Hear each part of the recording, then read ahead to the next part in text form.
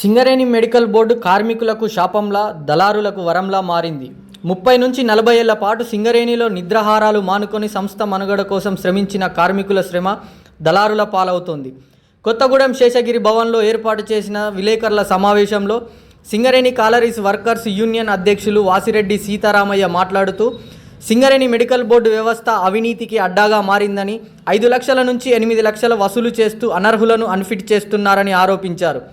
పక్షవాతానికి గురై 3 స్టంట్లు వేయించుకున్న ఓ కార్మికుడిని హయ్యర్ సెంటర్కు పంపగా హయ్యర్ సెంటర్ నిర్ధారించినప్పటికీ డబ్బులు ఇవ్వలేదనే నెపంతో ఫిట్ చేశారని, డబ్బులు చెల్లించిన కార్మికుడు ఆరోగ్యంగా ఉన్న అన్ఫిట్ చేస్తున్న సంఘటనలు మెడికల్ బోర్డులో చోటు చేసుకుంటున్నాయని విమర్శించారు.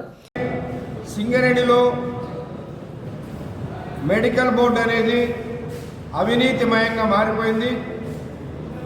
ఇవాళ ఒక్కొక్క కార్మికుడు మెడికల్ బోర్డుకు పోతే 5 లక్షల నుంచి 8 లక్షల వరకు ఇస్తేనే అన్ఫిట్ అనే పద్ధతి తీసుకొస్తూ ఉన్నారు.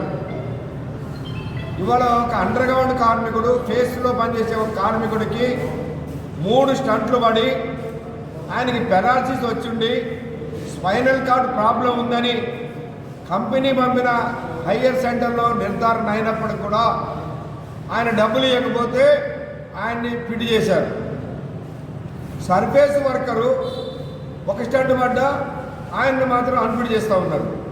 ఈ విషయాన్ని సింగరేణిలో పై అధికారుల దృష్టికి మేము తీసుకుపోయినా ఆ కార్మికుడికి న్యాయం చేయలేని పరిస్థితి వచ్చింది.